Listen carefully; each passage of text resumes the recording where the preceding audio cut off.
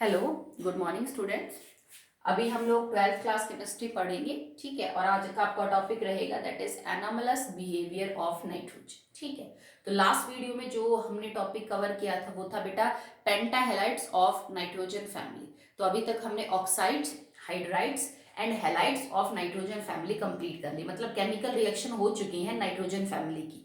तीन most important compound के साथ उनकी रिएक्शन हमने कर ली, oxygen, hydrogen and halogen. Okay, so आज हम टॉपिक करेंगे anomalous behaviour of nitrogen. But एक चीज बताने थे आपको कि मैंने आपको लास्ट वीडियो में भी बोला था नोटबुक के लिए अभी आई है कुछ बच्चों की, बट स्टिल 5 to 7 बच्चे ऐसे हैं जिन्होंने अभी भी नोटबुक चेक करने के लिए नहीं दी है। So I am again reminding you कि आप नोटबुक सेंड कर दीजिए, नहीं तो फिर मैं पर्सनली कॉल करके आपसे जो है वो बात करूंगी। ओके, और मैंने सब्सक्राइब करने के लिए बोला था चैनल, आई होप आपने कर लिया होगा। इट्स बेटर फॉर यू कि आपको जब भी मैं वीडियो अपलोड करूं तभी आपको पता चल जाए, आपको दूसरे दिन के लिए वेट ना करना पड़े कि मैं आपको ऐप पे सेंड करूं और उसके बाद फिर आप वीडियो को चेक करें। So you can do your homework whenever you want. Okay, so the topic is, अब इसमें नया नहीं है ये चीज, तुम ऑलरेडी इसको 11th में कर चुके हो। क्या किया था 11th में जब हमने 13th और 14th ग्रुप पढ़ा था तो उसमें भी ये चीज निकल के आई थी कि ग्रुप का जो पहला एलिमेंट होता है वो कई प्रॉपर्टीज में अपने बाकी ग्रुप मेंबर से अलग होता है, और इसीलिए हम कहते हैं कि anomalous behaviour of boron in the 13th group, anomalous behaviour of carbon in the 14th group. तो इसी तरह नाइट्रोजन भी अपने फैमिली के जो बाकी एलिमेंट्स हैं उनसे कुछ मायनों में अलग होता है, ठीक है। कि बाकी चारों मेंबर एक जैसे करेंगे, नाइट्रोजन अलग बिहेव कर रहा है उस रिएक्शन में, तो इसी को हम कह रहे हैं कि different, anomalous means different behaviour of nitrogen in its group. तो सबसे पहले इस बात का कारण क्या होता है कि क्यों कोई भी ग्रुप का जो पहला एलिमेंट है पी ब्लॉक के अंदर वो बाकी ग्रुप से अलग मिलता है, ठीक। तो रीजन है इसके, number 1 will be extremely small size, कि बाकी मेंबर से इसका जो साइज है वो काफी ज्यादा छोटा होता है। और बहुत सी प्रॉपर्टी है बेटा जो साइज से रिलेट करती है, तो वो सारी प्रॉपर्टी अफेक्टेड होंगी, ठीक है। Second will be absence of d orbital, absence of d orbital. ये भी चीज आपने देखी है कि नाइट्रोजन है, बोरोन है, कार्बन है, इनमें डी ऑर्बिटल नहीं होते, तो कई ये रिएक्शन वो नहीं कर पाएंगे जो बाकी इसके एलिमेंट कर सकते हैं डी ऑर्बिटल ना होने की वजह से, ठीक है। Third, high ionisation energy, because size सबसे छोटा है तो अपने ग्रुप मेंबर में इनकी जो आयोनाइजेशन एंथैल्पी वो सबसे ज्यादा मिलेगी आपको।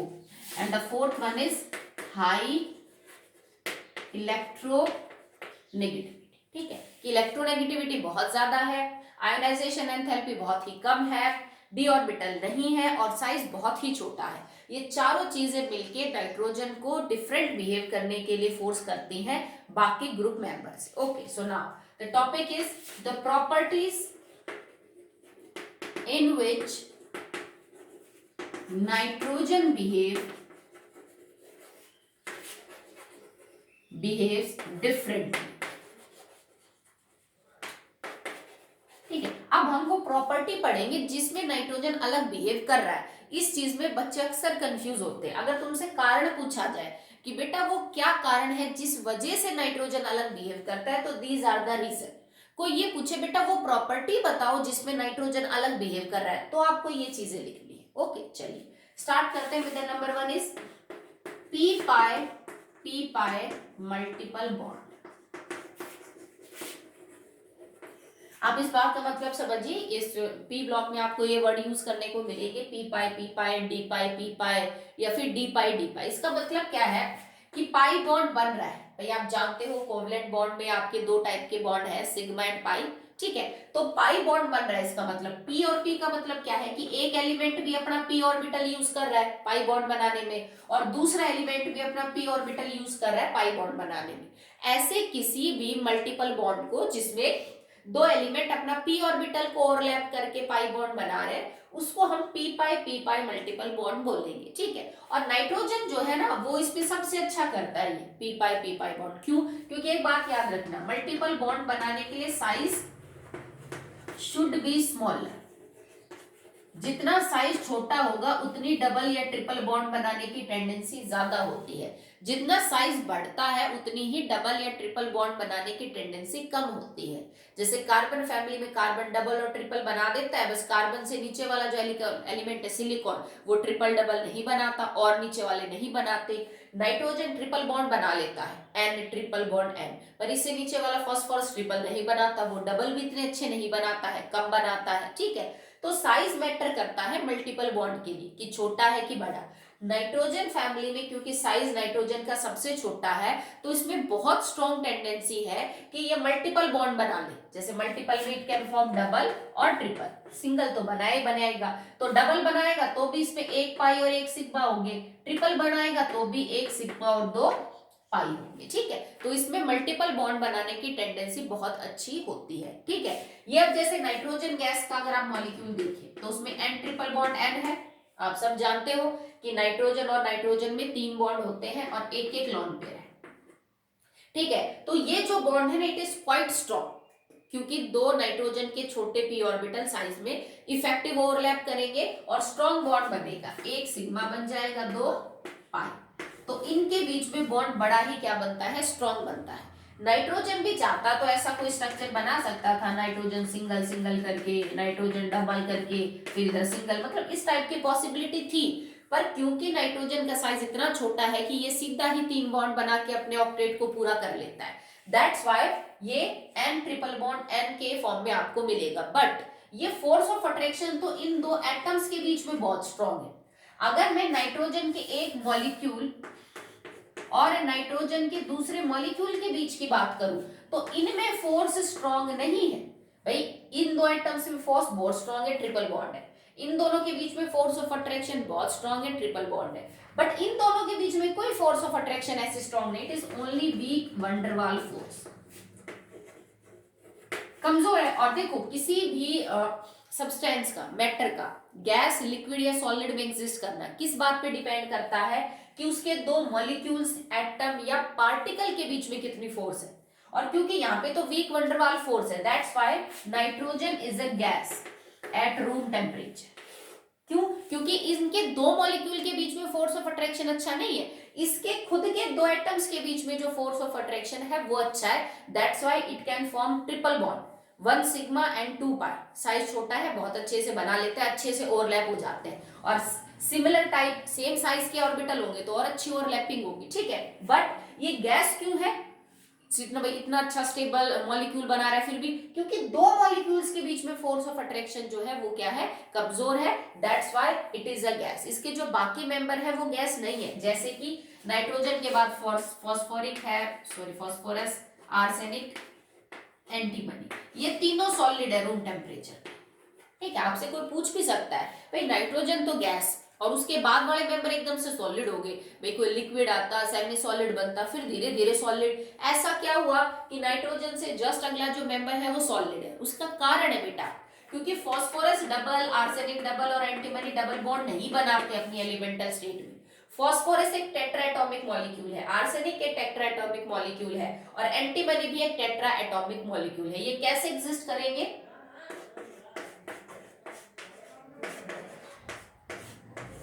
इस तरह का बॉन्ड बनता है। हर फॉस्फोरस जो है बेटा वो 3 बॉन्ड बनाएगा और एक एक लोन पेयर है, ये टेट्राहेड्रल स्ट्रक्चर बनता है। तो मतलब देखो यहाँ पे बॉन्ड सारे सिंगल है, फॉस्फोरस का साइज बड़ा है, उसमें डबल बॉन्ड बनाने की टेंडेंसी इतनी नहीं है, ट्रिपल बनाने की टेंडेंसी नहीं है इतनी, तो वो सिंगल बॉन्ड बना के मॉलिक्यूल अपना बनाता है। और एक सोच के देखो, नाइट्रोजन का मॉलिक्यूल ट्रिपल बॉन्ड बनाने की वजह से ये साइज रख रहा है, इसके और इसके बीच में वंडरवाल फोर्स। ठीक है, जबकि फॉस्फोरस ने तो 4 सिंगल बॉन्ड बनाए और P4 है वो, तो एक P4 का साइज ये और दूसरे P4 का साइज ये और तीसरे P4 का साइज ये। ठीक है, जबकि इनके बीच में जो फोर्स काम कर रही है that is van der Waals, and van der Waals force will depend upon the size.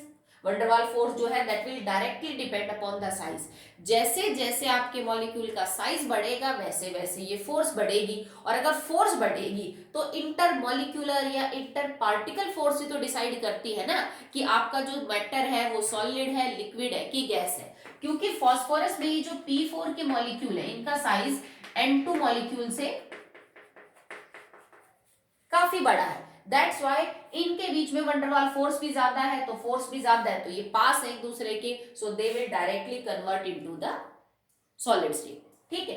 Next arsenic और एंटीमनी में भी यही रीजन रहेगा कि they will form single bond, वो टेट्राएटॉमिक मॉलिक्यूल्स की फॉर्म में एग्जिस्ट करते हैं, उनके साइज बड़ा है, इसी वजह से उनके बीच में वंडरवाल फोर्स भी ज्यादा है और वो आपको सॉलिड स्टेट पे देखने को मिलेंगे। जबकि नाइट्रोजन जो है वो ट्रिपल बॉन्ड बना के एक छोटा सा मॉलिक्यूल बना लेता है, जिस वजह से वो गैस की फॉर्म में है, बाकी सब किस में है, इन द सॉलिड स्टेट। ये कारण आपसे पूछा जा सकता है। Okay next, now the second property is catenation. So what is catenation? You all know that it is a self-linking property. It is a self-linking property. एक जैसे एटम्स का आपस में जुड़ने की ये जो प्रॉपर्टी होती है इसको हम बोलते हैं कैटिनेशन। यू ऑल नो, आपने 10th में कार्बन के बारे में बहुत पढ़ा है, क्या होती है, किन किन बातों पे डिपेंड करती है, यू ऑल नो दैट, ठीक है। तो सेल्फ लिंकिंग प्रॉपर्टी सिर्फ कार्बन की ही नहीं होती, बाकी एलिमेंट भी शो करते हैं।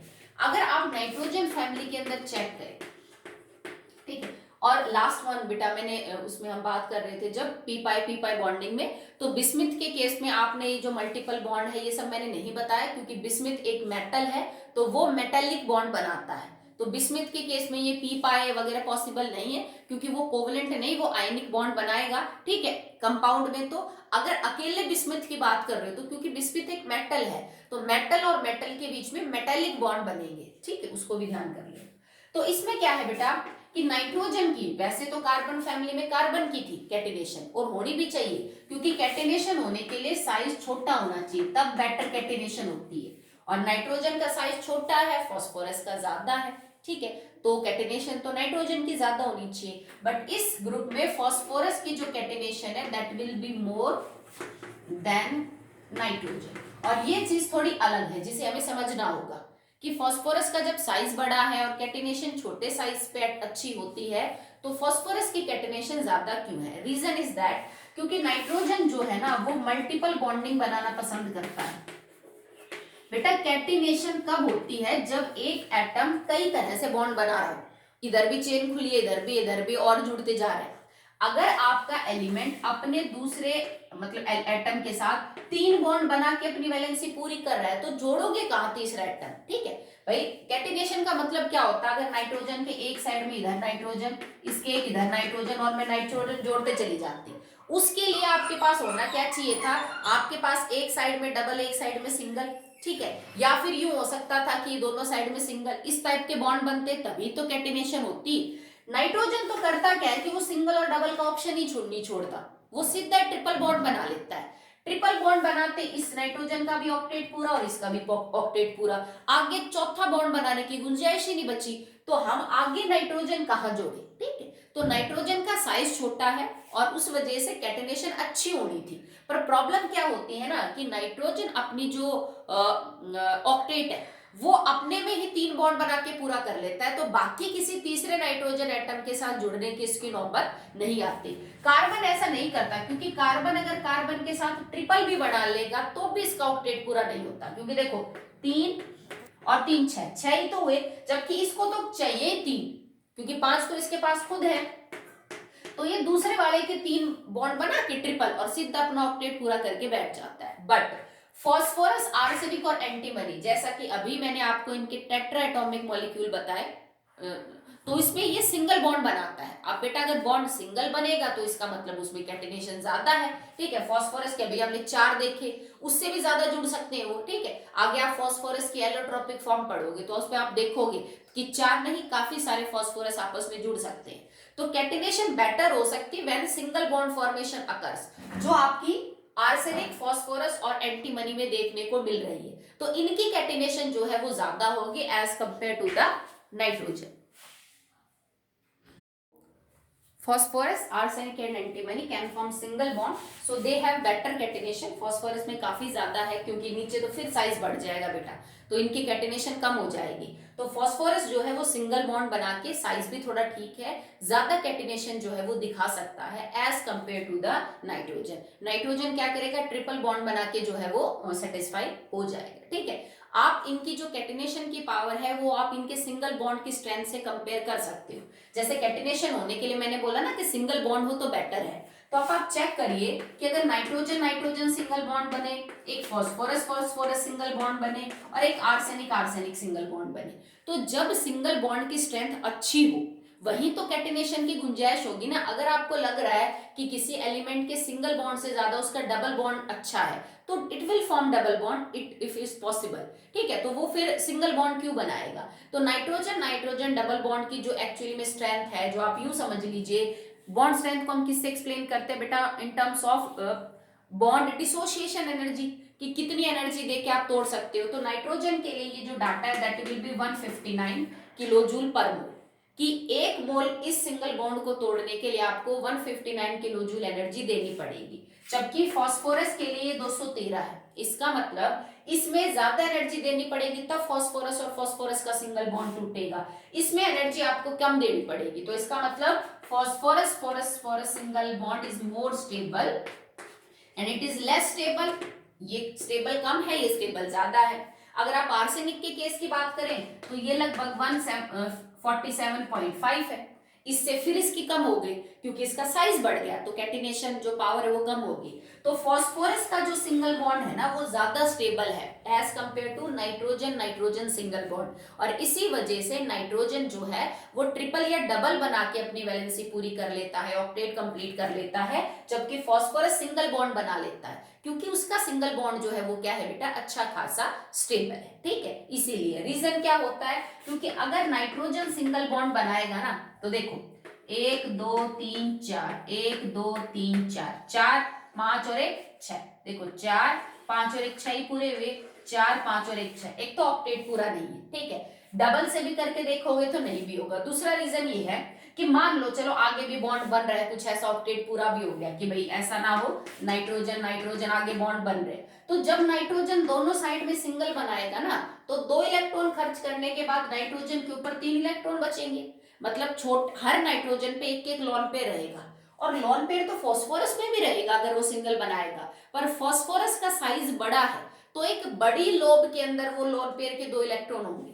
नाइट्रोजन में साइज छोटा है, एक छोटी लोब के अंदर 2 इलेक्ट्रॉन रहेंगे, ज्यादा पास रहेंगे क्योंकि फास्फोरस बॉन्ड लेंथ बड़ी है, नाइट्रोजन नाइट्रोजन बॉन्ड लेंथ छोटी, तो यहाँ पे 2 लोन पेयर रिपेल कर रहे हैं, एक यहाँ 2 लोन पेयर रिपेल कर रहे हैं, कहाँ रिपल्शन ज्यादा होगी, इधर, तभी तो ये सिंगल बॉन्ड कम स्टेबल है, क्योंकि नाइट्रोजन नाइट्रोजन सिंगल बॉन्ड के लिए आपको लोन पेयर पास पास रहेंगे दोनों नाइट्रोजन के, और वो ज्यादा रिपेल करेंगे एक दूसरे को, रिपेल करेंगे तो आपकी बॉन्ड की स्ट्रेंथ क्या हो जाएगी, कम हो जाएगी। But it does not mean कि नाइट्रोजन जो है वो सिर्फ 2 ही एटम्स को आपस में जोड़ सकता है in case of nitrogen gas.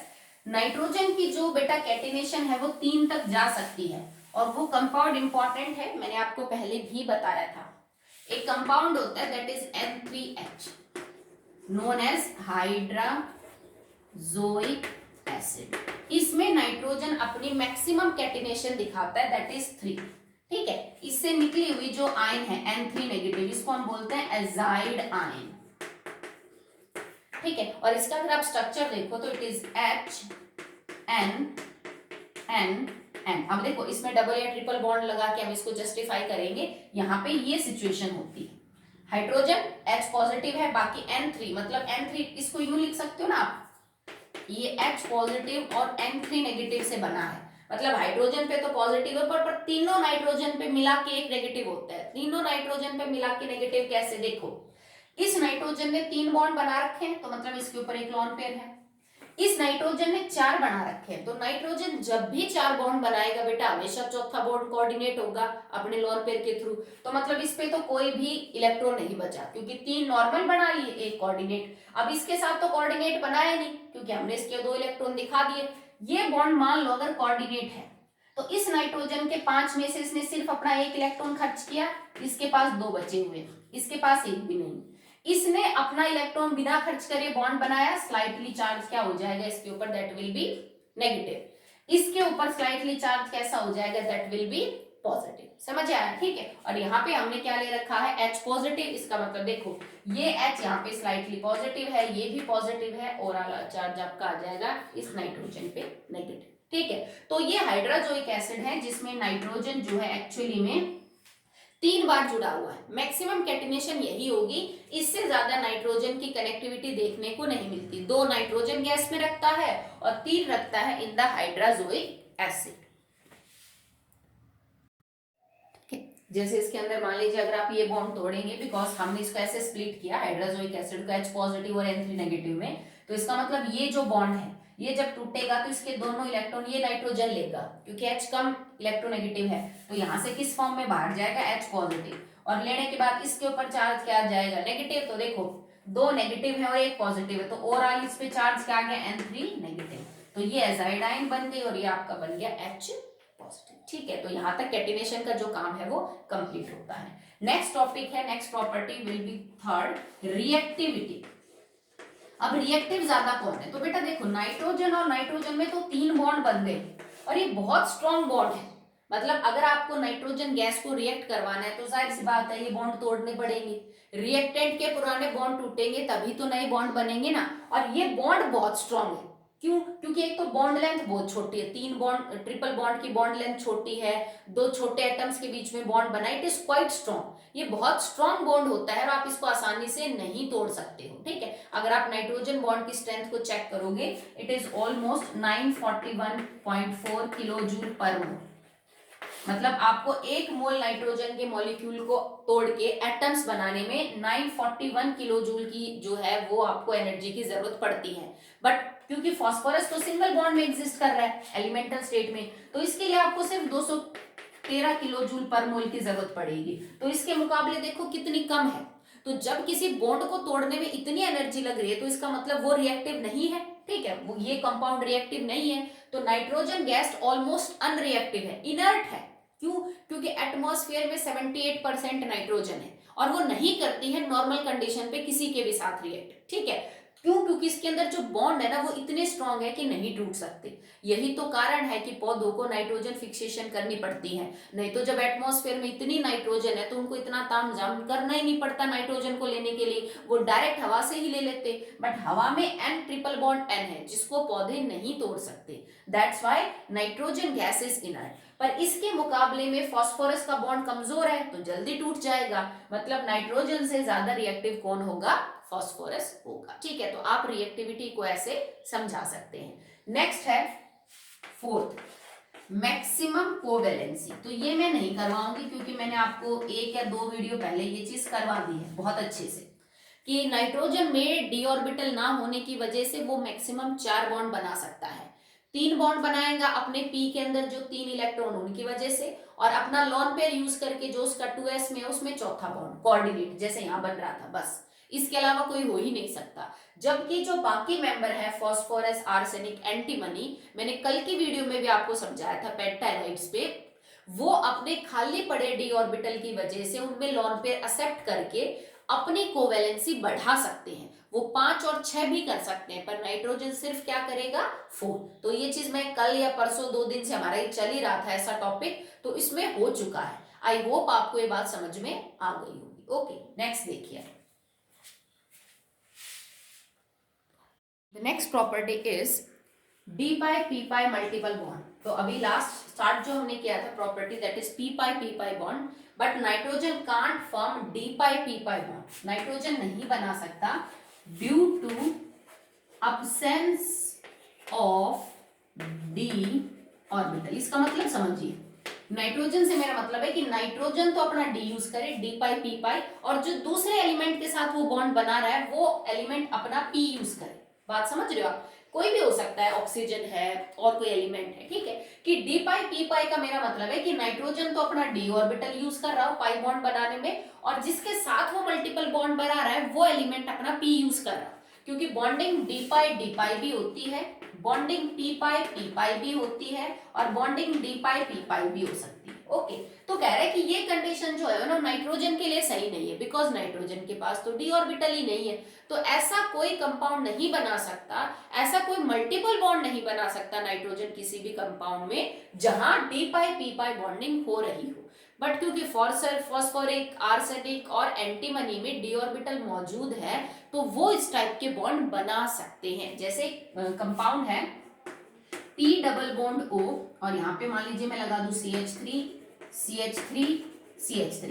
तो ये कंपाउंड पॉसिबल है in case of phosphorus, because उसने वो D pi p pi bond बना रखा है। यहाँ फास्फोरस ने अपने डी ऑर्बिटल को यूज करके जो है वो डबल बॉन्ड बनाया है। इसी तरह से कंपाउंड हो P डबल बॉन्ड CH2, मान लीजिए यहाँ पे मैं लगा दूं इट इज CH3, इस टाइप का कोई कंपाउंड बना दे, इट इज प्रैक्टिकली पॉसिबल। क्यों? क्योंकि इस बॉन्ड को बनाने में P जो फास्फोरस है it is using its D orbital for pi bond. ठीक है, चलो ये आपका होमवर्क है, अदरवाइज मैं कल समझाऊंगी, आप इस चीज को सॉल्व करेंगे, क्योंकि 11th में मैं आपको केमिकल बॉन्डिंग में ये समझा चुकी हूँ कि ये जो पाई बॉन्ड बन रहा है, एक सिग्मा एक पाई, एक सिग्मा एक पाई, इसमें जो पाई बॉन्ड है ये एक्चुअली में फास्फोरस के कौन से ऑर्बिटल को यूज करके बनाया हुआ है। याद रखना, पाई जो बॉन्ड है वो अनहाइब्रिड ऑर्बिटल के बनते हैं, जो हाइब्रिडाइजेशन में यूज नहीं होते। ठीक है, करके देखना, नहीं आएगा तो मैं समझा दूंगी। ओके, पर नाइट्रोजन ऐसा कोई कंपाउंड नहीं बना सकता N डबल बॉन्ड O,